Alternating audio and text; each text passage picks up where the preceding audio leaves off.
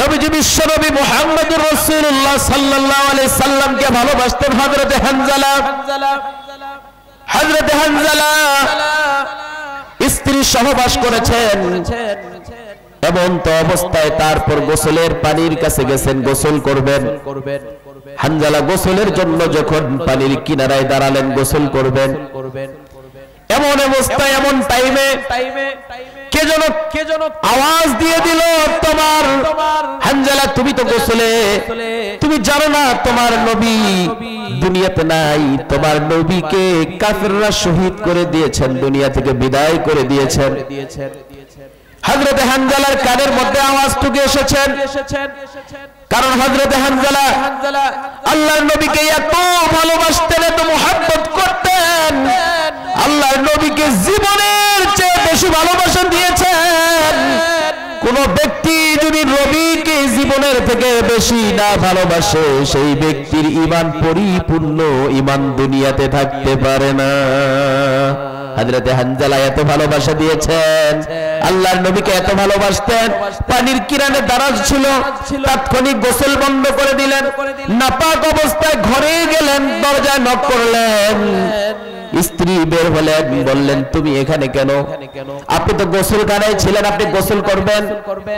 কয় স্ত্রী, ও আমার বিবি, গোসলের প্রয়োজন নাই, ঘরের মধ্যে তরবারিটা আছে, তরবারিটা আমাকে দাও। বলে যে আপনি তো গোসল করবেন, আপনি তো নাপাক, আপনি তরবারি দিয়ে কি করবেন? বলে যে কথা কম, তরবারি দাও। হযরতে হানজালা তরবারিটা নিলেন, গোসল বন্ধ করে দিলেন, সঙ্গে সঙ্গে তিনি সেখান থেকে যুদ্ধ চলে গেলেন। যুদ্ধের ময়দানে তিনি কাফেরদের সঙ্গে নাপাক অবস্থায় সেভাবেই তিনি গিয়ে যুদ্ধ শুরু করে দিলেন। যুদ্ধ করতে করতে এক পর্যায়ে তিনি শহীদ হয়ে গেলেন। জীবনটা হাসতে হাসতে আল্লাহর নবীর জন্য জীবনটা দিয়ে দিলেন। আল্লাহ বলেন, আমার হাবিবের জন্য, আমি আল্লাহর জন্য যারা জীবন দেয় তাদের জীবনটার দাম সাধারণ থাকে না। আমি আল্লাহ রব্বুল আলামিন তাদের জীবনটা জান্নাতের বিনিময়ে খরিদ করে নেই। সুবহানাল্লাহ বলে। হযরতে হানজালা শহীদ হয়ে গেলেন। যুদ্ধ যখন শেষ হয়ে গেল, নবীজি বললেন যারা শহীদ হয়েছে তাদের লাশগুলোকে তোমরা গোসল ছাড়া দাফন করে দাও। গোসলের প্রয়োজন নাই, কারণ যারা শহীদ হয়ে যায় তাদের কোনো গোসল থাকে না, রক্তাক্ত অবস্থায় দাফন করে দেওয়া হয়। কিয়ামতের দিন আল্লাহর দরবারে তারা দাঁড়াবেন, রব্বুল আলামিনকে বলবেন, আয় আল্লাহ তাআলা, এই যে রক্তাক্ত অবস্থায় দেখলা, তোমার দিন কায়েমের জন্য, দিন প্রতিষ্ঠার জন্য এই জমিনের মধ্যে দিনকে প্রতিষ্ঠার জন্য জীবন দিয়েছি, রক্তাক্ত হয়েছি, আয় আল্লাহ তাআলা তুমি আমাদেরকে মাফ করে দাও। আল্লাহ রাব্বুল আলামিন শহীদদের রক্ত দেখে আল্লাহ রাব্বুল আলামিন তার সাক্ষীকে গ্রহণ করে নেবেন। হযরতে হানজালা শহীদ হয়ে গেলেন। নবীজি বললেন যারা রক্তাক্ত অবস্থায় তাদের এই অবস্থায় দাফন করে দাও। হযরতে হানজালার স্ত্রী আল্লাহর নবীর কাছে গেলেন, কাছাকাছি গেলেন, বললেন ইয়া রাসূলুল্লাহ, ওগো নবীজি আমি একটা কথা বলতে চাই। নবীজি বললেন তুমি কে? ইয়া রাসূলুল্লাহ, আপনার প্রিয় সাহাবী হযরতে হানজালার স্ত্রী। বলো তুমি কি বলবা? বলো যে আপনার হানজালা শহীদ হয়ে গেছে। বলে আমার হানজালা যুদ্ধ কখন আসলো? ইয়া রাসূলুল্লাহ, গোসলের কিনারে দাঁড়িয়েছিলেন, আপনার শহীদের কথা শোনার সঙ্গে সঙ্গে হানজালা থাকতে পারে নাই, তাৎক্ষণিকভাবে চলে আসছে। আল্লাহর নবী বললেন তাহলে কি করতে হবে বলো? হযরতে হানজালার স্ত্রী বলেন, নবীজি সকলের লাশগুলোকে আপনি গোসল ছাড়া দাফন করে দিতে পারেন, হানজালার লাশটা গোসল ছাড়া দাফন করা যাবে না। হযরতে হানজালার লাশটাকে আপনি সুন্দরভাবে গোসল করে দাফন করেন, কারণ হানজালা তো নাপাক ছিল, নাপাক অবস্থায় যুদ্ধ গিয়েছে, নাপাকরত অবস্থায় যুদ্ধ গিয়ে শহীদ হয়ে গেছে। নবীজি তার লাশটাকে আপনি সুন্দরভাবে গোসল করে দাফন করিয়ে দেন। আল্লাহর নবী সাহাবীদেরকে বললেন আমার হানজালার লাশটা কোথায়, একটু খুঁজে দেখো তো। সাহাবীরা হানজালার লাশকে খোঁজার জন্য যখন একটার পর একটা লাশ দেখতেছিলেন, কিন্তু হানজালার লাশটা কোথাও খুঁজে পাওয়া যায় না। আল্লাহ রাব্বুল আলামিন জিবরাইলকে জানিয়ে দিলেন। জিবরাইল আল্লাহর নবীর কাছে এসে বললেন ইয়া রাসূলুল্লাহ, ওগো নবীজি আসমানের দিকে তাকায় দেখেন আপনার হানজালা আজকে যে কাজটা করেছে, আপনার হানজালা নবীর জন্য আল্লাহর জন্য যে জীবন দিয়ে শহীদ হয়েছে, আল্লাহ রাব্বুল আলামিনের কাছে এত বেশি প্রিয়, এত বেশি ভালো লেগেছে, আল্লাহ রাব্বুল আলামিন দুনিয়ার সাধারণ পানি দ্বারা হানজালার গোসল করাবে না। আল্লাহ রাব্বুল আলামিন হানজালার লাশটাকে আপনি আকাশের দিকে তাকিয়ে দেখেন, আল্লাহ তাআলা ফেরেশতাদের মাধ্যমে হানজালার গোসল সম্পন্ন করিয়ে দিয়েছেন। আল্লাহর নবী আসমানের দিকে তাকালেন, নবীজি লক্ষ্য করে দেখলেন, আল্লাহর নবী বললেন হানজালার গোসল হয়ে গেছে। সাহাবীরা লাশগুলো খোঁজার পরে হানজালার লাশটা যখন পাইলেন, সাহাবীরা লক্ষ্য করে দেখলেন হানজালার মাথার চুলের গোড়া বেয়ে বেয়ে পানি পড়ছে, মনে হয় সবে মাত্র গোসল করানো হলো।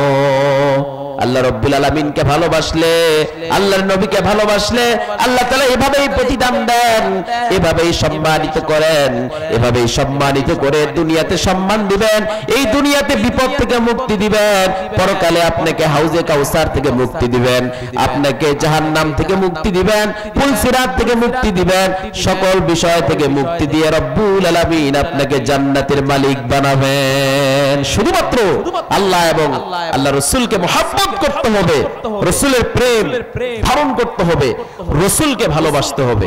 সে রাসূলের ভালোবাসায় আল্লাহ রাসূল আমাদের জন্য কতটুকু ভালোবাসছেন, শবে মেরাজে গিয়ে আল্লাহর নবী আমাদের জন্য নামাজ নিয়ে এসেছেন, যে নামাজ পড়লে, নামাজের মধ্যে তেলাওয়াত করলে আল্লাহর সঙ্গে কথা বলা হয়ে যায়, বলি সুবহানাল্লাহ।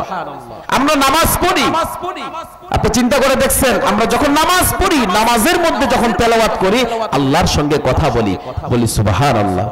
নবীজি বলেন যে আল্লাহ রাব্বুল আলামিন বলেছেন নবীকে, ইয়া রাসূলুল্লাহ, আপনার উম্মত যখন সেজদা দিবে, আমার পায়ের মধ্যে কুদরতি পায়ে সেজদা দিবে, আপনার উম্মত যখন দুইটা সেজদা দিবে, আমার কুদরতি কোলের মধ্যে সেজদা দিবে, বলি সুবহানাল্লাহ। বান্দা যখন সেজদা দেয়, সেজদা দেওয়ার পর বান্দার জীবনের গুনাহ থাকে না, কারণ সেজদা যখন দেয় আত্মসমর্পণ করে ফেলে ইসলামের জন্য, যে আজ থেকে আমার সব বাতিল, এক মাথাটা আল্লাহর সামনে নত করলাম, বলি সুবহানাল্লাহ। এজন্য আমাদেরকে আমাদের জীবনকে সুন্দর করতে গেলে, এই জীবনটাকে পরিপূর্ণতা দান করতে গেলে ইসলামকে এত সুন্দরভাবে কমপ্লিটলি আদায় করতে হবে, ভালোবাসতে হবে। ছোট্ট একটা আমল করবেন, ছোট্ট থেকে ছোট্ট একটা আমল করবেন, কোনদিন 2 রাকাত নামাজ পড়বেন, একটু কোরআন তেলাওয়াত করবেন, কিন্তু কমপ্লিট সুন্দরভাবে আদায় করবেন, কারণ সুন্দর জিনিসকে আল্লাহ তাআলা পছন্দ করেন, বলি সুবহানাল্লাহ। আপনি আমল অল্প করেছেন, সমস্যা নেই, কিন্তু আপনার আমলটা আল্লাহর কাছে খুবই গ্রহণযোগ্য, খুবই দামি, বলি সুবহানাল্লাহ। অনেক ব্যক্তি আছে দেখবেন অনেক আমল করেছে, কিন্তু তার আমলের ওইরকম দাম বা ওইরকম পারফেক্ট আমল নয়, যার কারণে তার আমলগুলো সেভাবে কবুল হয় না। সে ব্যক্তি রাসূলকে ভালোবাসে আদা অল্প অল্প, অর্থাৎ রাসূলের সুন্নাত সব মানে না, রাসূলের আদর্শ সব মানে না, রাসূলকে কিছু কিছু মানে, কিছু কিছু মানে না, এইরকম অল্প স্বল্প ইসলাম দিয়ে হবে না, ইসলামটাকে পরিপূর্ণতা ভাবে আদায় করতে হবে।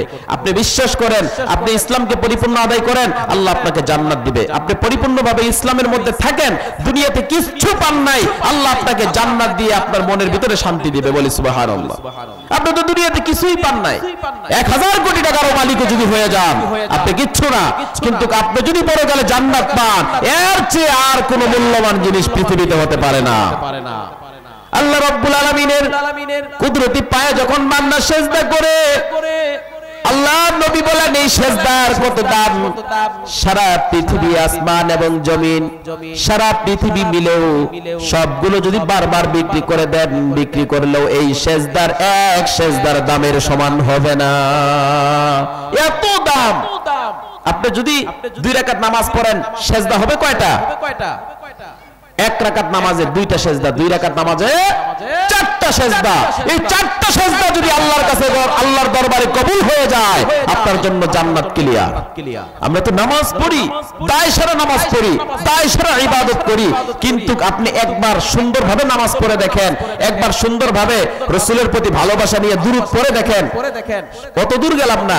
শুধুমাত্র আলহামদুলিল্লাহ, আল্লাহ তোমার প্রশংসা, তোমার শুকরিয়া মন থেকে করে করে দেখেন, দেখবেন হৃদয়ের ভিতরে আল্লাহ একটা শান্তি দান করবেন। কারণ আমরা একটা আছে মানে অটোমেটিকলি করি, আর একটা হলো ভালোবাসার জায়গা থেকে করি। তো যখন আপনি ভালোবাসার জায়গা থেকে একবার দুরূদ শরীফ পড়বেন, এই দুরূদের হাদিয়াটা আল্লাহর নবীর রওজা মোবারকে ফেরেশতারা পৌঁছিয়ে দেয়। নবীজির কাছে বলে দেওয়া হয়, ইয়া রাসূলুল্লাহ, অমুক ব্যক্তি অমুক জায়গা থেকে আপনার জন্য দুরূদের হাদিয়া পাঠিয়েছে। তো আপনি এখানে পড়লেন, আপনার সেই দুরূদের হাদিয়া রাসূলের রওজায় যায়।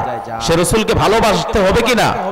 সাহাবীরা ভালোবেসেছেন, তাদের জীবন সুন্দর জীবন হয়ে গেছে। এমন একটি জীবন আল্লাহ তাআলা দান করেছেন তাদেরকে, তাদের জীবনটা পরিপূর্ণতা সুন্দর পেয়ে গেছে। আল্লাহর নবীকে কাফিররা ভালোবাসতো। আবু লাহাব, আল্লাহর নবীর চাচা, এত ভালোবাসতো নবীজিকে। আপনি চিন্তা করে দেখেন, সে ছিল কাফির, ঈমান আনে নাই, ঈমান আনে নাই, কিন্তু কাফির ছিল। আল্লাহর নবীর গায়ে একটা ফুলের টোকা পড়বে, আবু লাহাব সহ্য করতে পারে নাই। সুবহানাল্লাহ বলেন। নবীজির গায়ে একটা ফুলের টোকা পড়বে, আবু লাহাব এটা সহ্য করতে পারবে না। 8 বছর বয়স থেকে আল্লাহর নবীকে আবু লাহাব দায়িত্ব নিয়েছেন, রাসূলকে খাওয়ানো, পড়ানো, ঘুমানো, কখন কিভাবে চলবে ফিরবে সব কিছুর দায়িত্ব আবু লাহাব নিয়েছিলেন। রাসূলকে সর্বোপরি সব জায়গায় আগলে রেখেছেন, ব্যবসা শিখাইছেন, খাওয়া শিখাইছেন, ঘুমানো শিখাইছেন, ঘোরা শিখাইছেন, সবকিছু শিখাইছেন, মুহাব্বত করেছেন, ভালোবাসছেন, কিন্তু ঈমান আনতে পারে নাই। এই লোকটা ঈমান আনতে পারে নাই। আল্লাহর নবীর চাচা আবু লাহাব, সে ছিল কাফের, কিন্তু নবীজিকে ভালোবাসতেন। লক্ষ্য করুন, আল্লাহর নবীকে ভালোবাসার কোনো কমতি ছিল না, কিন্তু ভালোবাসলে হবে কি? ঈমান না আনার কারণে আল্লাহ রব্বুল আলামিন তার ভালোবাসার কোনো মূল্য দেয় না। আমরাও তো রাসূলকে ভালোবাসি, কিন্তু আমাদের ভালোবাসা যদি পরিপূর্ণতা না আসে, এই ভালোবাসার কোনো দাম নাই, এই ভালোবাসার কোনো মূল্য পাবো না। নবীজির কাছে খবর গেল, ইয়া রাসূলুল্লাহ, ওগো নবীজি, আপনার চাচা, আদরের চাচা, প্রিয় চাচা দুনিয়া থেকে বিদায় হয়ে যাবেন। বিদায়ের পূর্ব মুহূর্ত, আবু লাহাবের বিদায়ের পূর্ব মুহূর্ত, মৃত্যুর আগ মুহূর্ত, নবীজির কাছে খবর গেলেন। আল্লাহর নবী দৌড়ে চলে আসলেন, চাচার কাছে এসে লক্ষ্য করে দেখলেন আবু লাহাবের চোখগুলো বড় বড় হয়ে গেছে। যারা মৃত্যুর যন্ত্রণায়, যারা কাফের এবং যারা বেঈমান, যারা পাপিষ্ঠ ব্যক্তি, তাদের মৃত্যুগুলো কঠিন যন্ত্রণাদায়ক মৃত্যু হয়।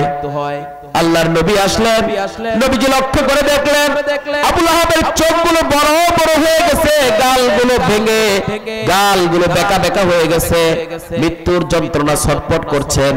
আল্লাহর নবী মুখের কাছে কান লাগিয়ে, কানের কাছে মুখ লাগিয়ে নবীজি বললেন, চাচা, আপনি আমাকে লালন পালন করে বড় করেছেন, আজকে যদি আপনি আপনার ধর্মের উপরেই যদি মৃত্যুবরণ করে চলে যান, তাহলে আপনি বেঈমান হয়ে চলে গেলে আমি নবীর কিছু করার থাকবে না। ও চাচা, আপনি যদি একবার, আপনি আমাকে নবী না মানেন, খালি শুধু একবার বলেন লা ইলাহা ইল্লাল্লাহ, আপনি শুধু একবার বলেন আল্লাহ ছাড়া কোনো মাবুদ নাই, এক আল্লাহর ইবাদত আমরা করি, এতটুকু শুধু আপনি জবান দিয়ে বলেন।